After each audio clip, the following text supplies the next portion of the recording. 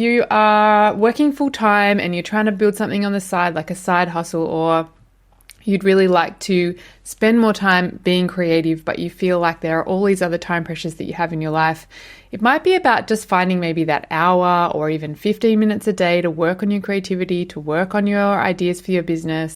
Welcome to A Creative Odyssey. I'm Ryde. I'm a designer, an entrepreneur, and online educator obsessed with all things design, quilting, and creative business. Whether you're a seasoned quilter or you're just starting out, whether you're passionate about design and textiles, or whether you're a creative business geek who loves to nerd out on all the moving parts that go into making a creative business thrive, you are in the right place. I'm excited to share insights from my creative odyssey with you as I navigate design, creativity, and growing an online business on this journey as a creative entrepreneur. Are you ready to explore the possibilities of design and discover the world of creative business? It's time to embark on a creative odyssey. Hey, and welcome to this episode of A Creative Odyssey. Today, I wanted to give you kind of like a little peek behind the scenes here. I want you to get a little bit of a feel about what it's like daily as a creative entrepreneur. You know, I'm here, I'm a mom, I'm a maker, I'm a designer, I'm a creative entrepreneur, I'm all the things in my life and in my business as well. And I want you to really see, I guess, that there's no like magic wand here. There's no like magic lightning bolt or any great big super secret to what I do other than really showing up consistently.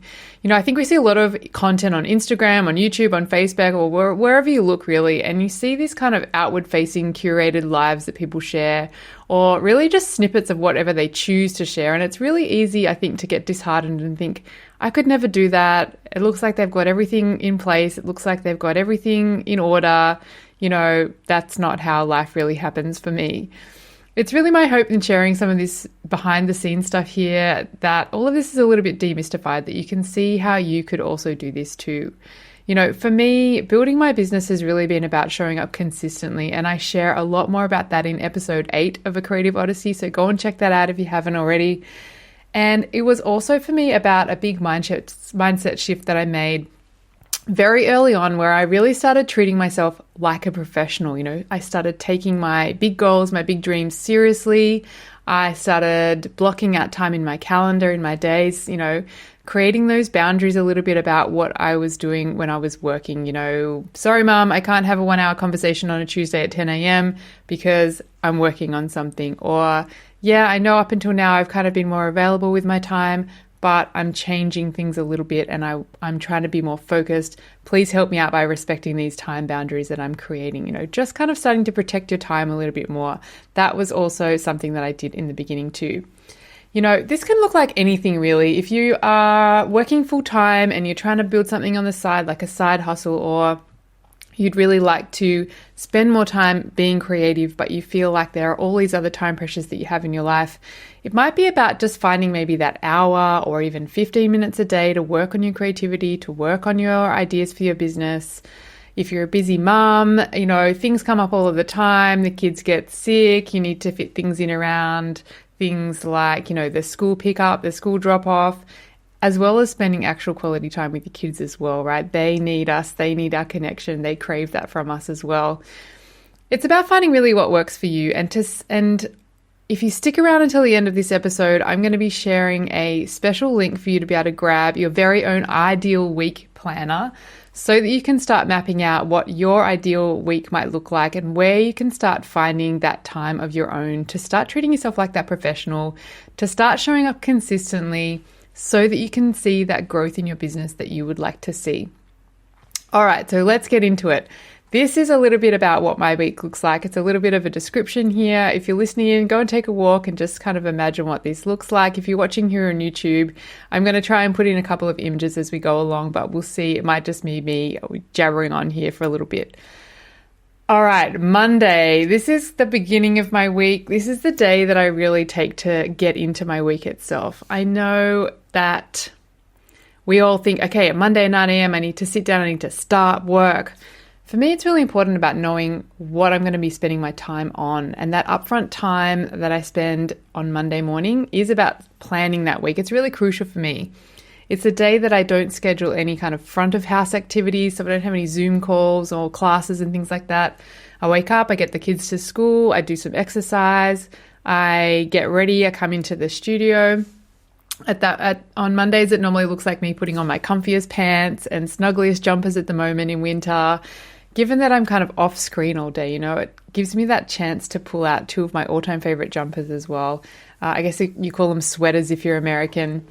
I know around here, you're probably used to seeing me in black and white and yellow, and the majority of the time I do literally dress in black and white and grey. But during winter, I do pull out these two beauties. One of them was made by my mom when she was pregnant with me. That's the green one. And the red one was knitted by my nan. So they're special heirlooms that keep me warm and they give me the biggest snuggles ever. And if you're listening into this and you'd like to see what they look like, go and check out my Instagram because I'll be posting a picture of those up there for you to have a look at too. I make a cup of smoky Earl Grey tea. I get into the studio. I take it a little bit of time just to kind of check in. I might do 5 minutes of journaling, really getting out all of those swirling doubts, thoughts, fears, get them out onto paper, get them out of my mind so that I can really set my focus and figure out what it is that I'm working towards this week, what it is that I want to spend my time intentionally working towards. I want to check my calendar for the week. I want to tweak anything that I need to there, review those tasks that I've set for myself to get done this week as well. And I like to work probably at least a week out, 2 weeks if I can, on my social media post deadlines and content deadlines. So things for like the podcast. I'm also always tweaking my launch material, my lead generation. These are kind of like those constant weekly tasks that I generally try to address on Mondays when I'm thinking about planning and content. I'm kind of like getting into that new week phase and just kind of like, okay, projecting outwards what's going to be happening this week. And then I start to add in some other big project rocks as well that I'm focused on. At the moment, that looks like developing my content system. I'm working on an upcoming presentation. I'm also dedicating time each week to building resources for members of my creative business builder mentorship. I'm refining content for Quilt Design Code. These are those big rocks, and I'll add those in throughout the week so you hear me talk a little bit more about how I approach those tasks as I continue to share this. How do I prioritize my tasks and my time? Well, there are always going to be those admin tasks. There are always going to be those busy tasks to do. For me, it's really important to set my intention for the week on a Monday and really know what those big important tasks are that I need to do this week that are going to keep my business growing. And they get priority over everything else.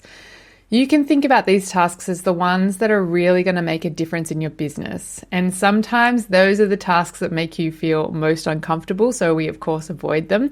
That's often a good sign that they're the important ones that you need to prioritize and spend time on. Another way to think about these kinds of tasks is, are they tasks that only I can do versus tasks that other people can do? Or another way to think about it is, are they $10 an hour tasks, $100 an hour tasks, or $1,000 an hour tasks, or $10,000 an hour tasks? Any $10 an hour tasks should not have a priority on your list.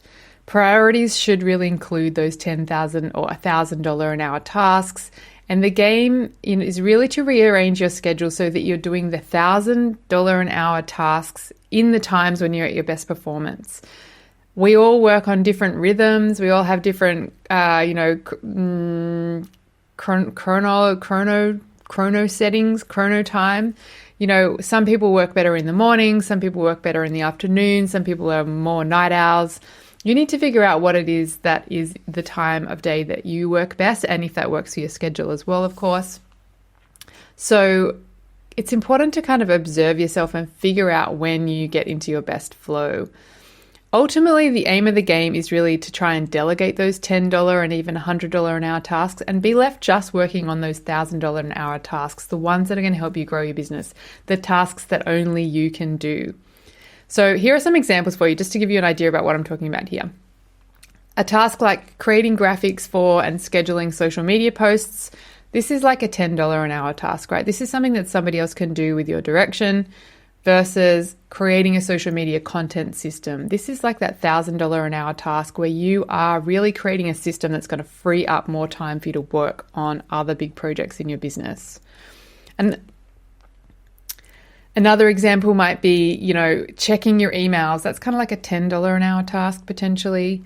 Whereas maybe optimizing a landing page for better conversions, that might be more like a $100 an hour task or a $1,000 an hour task, depending on what is at the back of that landing page, I guess.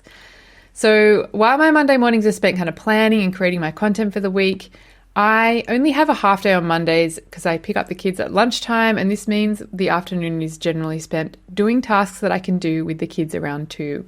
You might feel like, okay, this is my job though, so my job time needs to only be when I am by myself. And yes, there are absolutely things that I need to do when the kids are not around. Example, recording podcasts. But there are a lot of things that you can do with other people around or incorporating other people into that. My kids are a great example. We could be sketching, gathering inspiration. We could be doing a little bit of sewing in the studio, tidying or clearing up type of tasks. I don't need to be by myself in like a flow state to be clearing out my office or tidying up the desk or prepping my tech for the next day when I need to do some recording. Even that kind of high level email inbox clearing as well. You can certainly do that without 100% focus. So thinking about that as well. Of course, always being mindful of the fact that if you do have little kids around or even bigger kids, they're watching you too, and they're also looking for your connection time too. So I try not to do too much kind of work when the kids are around, because that's the time that I really set aside to spend time with them and to be present and to be committed to doing one thing at a time. And I find that I get really irritable when I'm trying to do something and I keep getting interrupted, and then I realize, well, who are you getting irritable at? You're the one who's trying to do something when really you should just be present doing one thing at a time. So that's kind of like a Monday for me, I guess. On at the end of the day, I really like to kind of check in a little bit what I've managed to get done. I can reschedule any tasks that are still pending. I also check in on the next day what's coming up and do a little bit of a brain dump of anything I've been thinking about, so I can just leave work where it is, be present with my family in the evening, and not wake up at 3 o'clock in the morning thinking about those things that I need to do or ideas that I have. I try and leave those here before I get out of the studio.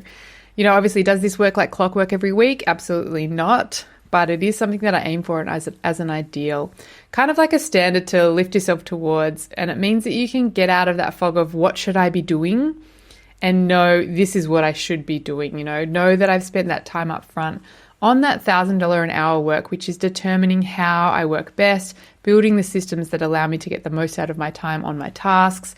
And those tasks are the ones that are going to be moving me forward in my business. So that's kind of a wrap on Monday. And then I jump into Tuesday, and this is really a day for content production. I'm up, dressed, kids are to school, grab a cup of tea or coffee. I hit the studio for a day of recording. I'm dressed a little bit more professionally, at least from the waist up, maybe comfy from the waist down. I tend to do a little bit more kind of makeup and hair. I spend a little bit more time with that on this day as I'm going to be recording, this podcast or some other video content I might need for the week or the weeks ahead. And really, I will come in, I'll just double check the tech is all set up, and then I might read through my scripts quickly, check any notes that I need to, hit record on my content, and then I'm sharing this content with my team so they can start those processes of editing and repurposing the content for the different platforms. So my blog post, the email that I send out, putting it up on YouTube, and any social media posts as well. Recording and being on camera, it does kind of take its toll energy-wise. Like, I have done all of the preparation before sitting down here to talk to you, but still being here and talking, it does take energy, and a different kind of energy than maybe thinking or writing or creating. So I try not to schedule too many energy-intensive activities for the afternoon of Tuesday. I might have some calls. It might look like working on my systems and refining my systems, kind of like less front of house things after I've spent this time up front, pouring all my energy into creating these podcast episodes, which I hope you love. And if you do love them, make sure you do subscribe. Make sure you share this with somebody else who you think might find this really useful as well. I would love to hear what your comments on this podcast are as well. So make sure you leave me a comment down below any of the episodes that you listen to as well. I read and answer every single one of those. So please do drop me a note. I would love to hear from you. Tuesdays also looks like me having a quick look at my metrics, seeing how that content from the weekend performed, making any tweaks that I might need to make to that, And I normally also try to jump into my email and just prioritize anything that's come through from that I need to have a look at during the week. And then it's Wednesday. Welcome to Wednesday. This is the day that I really do a deep dive into my mentorship, Creative Business Builder. This is an ongoing program of support and guidance and accountability that I have built to offer ongoing mentorship to alumni of my Quilt Design Code course. So after learning those steps to design and write and sell unique quilt patterns and starting to grow that creative business, I saw that there was this need amongst my students for ongoing support and guidance and accountability. So Creative Business Builder was born. This is about creating a community of creative entrepreneurs who are looking for other like-minded people to work alongside as they continue to grow as well. This group meets a couple of times a month live. There's a lesson that I have to prepare that goes out on the first Wednesday of the month. And then I also have a review and planning session that we talk through what we've been working on and what our next steps are going to be. And I'm also preparing other material that I need for that course in between those live weeks as well. I'm live with my group on the days that I'm live with them, anywhere between 90 minutes and 2 hours. So that's like a great time that I love to spend with my community. A shout out to any creative business builders who are listening in here as well. Drop me a note to let me know that you're listening in too. On other Wednesdays, when I'm not live, I'm researching and preparing materials and resources and, kind of refining the frameworks for this program. And having all of this stuff grouped on one day means that I can really get into the flow on that. Having a day dedicated to this program means that I can really go deep onto this material and I'm not sort of jumping between one task and another and spending 30 minutes here, 30 minutes there. I really block out some time on this day so that I can really focus on creating the type of support that I'd like to offer to people in my Creative Business Builder program. So this is about structuring my week around these big blocks. So I like to block out time. That's how I have figured out that I like to work best. Definitely something that I learned as a new mother was that the most exhausting thing is not all of the things you have to do. It's more about that kind of like attention switching all of the time, from answering questions to giving cups of water to try and focus what I'm doing, switching to this, switching to that answer, like it's that constant changing of your attention from kind of like if you think about focusing far away and focusing close up, focusing far away, focusing close up. It's like that continual switching that is really tiring. So it's less about those individual tasks themselves and that constant attention switching. And that's why I have really built my schedule around these big time blocks. Again, this is an ideal week's schedule, an ideal week structure. When I'm busy with a launch or another time-bound commitment, then I often work on more than one big task per day. So I'm not necessarily only working on Creative Business Builder on Wednesdays. There might be other tasks that I'm working on as well. But I do like to try and dedicate time in a block. Say it's an hour, 2 hours, 3 hours, where I'm just focusing on one big task. I'm not trying to do 20 different things in one day. That's kind of how Wednesdays goes a little bit. And that really allows me to get into that flow, to go deep on those problems and solutions that I am looking for. I like to spend time refining my presentations as well before delivering it too. So, brainstorming that next content and resources for my mentees based on their needs, all kinds of things. That all happens on a Wednesday. I'm also in the Creative Business Builder group interacting, getting to know the details of my mentees' businesses. And this kind of feedback loop is really essential in any content creation that I am making or any content creations that you're doing. You want to be in a kind of a conversation with the people that you are trying to support so that you know that you're truly serving the clients that you're working with. Once Wednesday wraps up with my live Creative Business Builder call, I'm editing and uploading that replay video as a final kind of review of what I've done in the day, what's pending for tomorrow, shut down and take off so that I can be present with my family again and just refresh for the next day, because that is Thursday. Thursdays are the day where I spend time on Quilt Design Code. This is my 8-week program.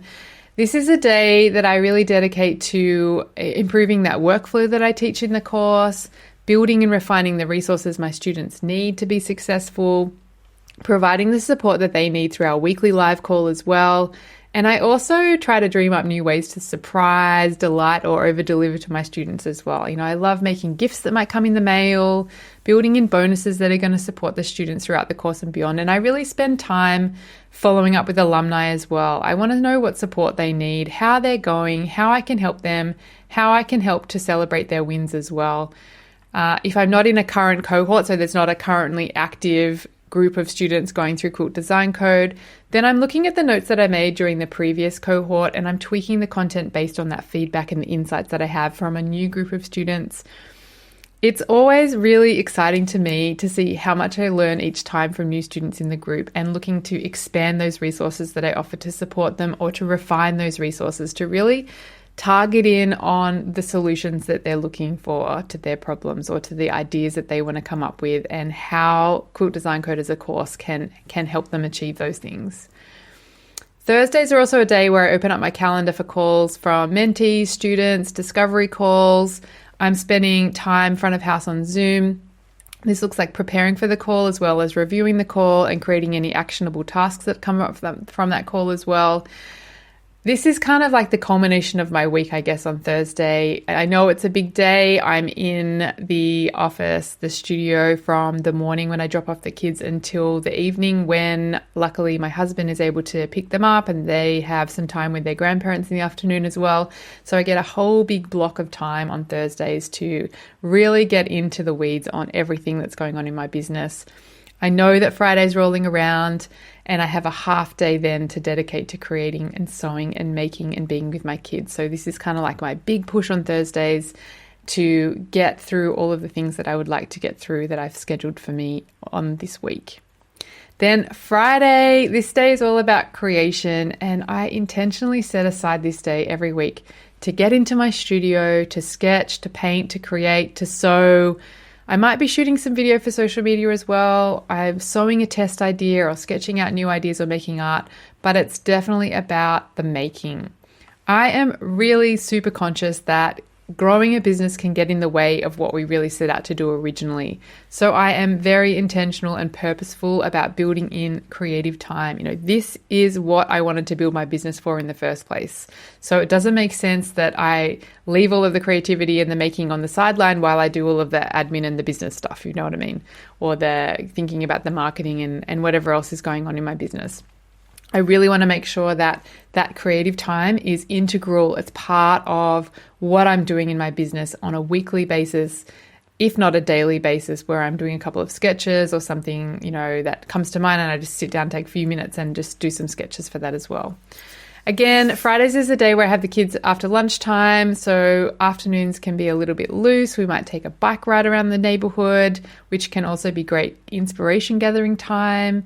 We might get really messy with the fabric drawer on a rainy day and see what kind of alternative color palettes that I might never have dreamed up that they can come up with.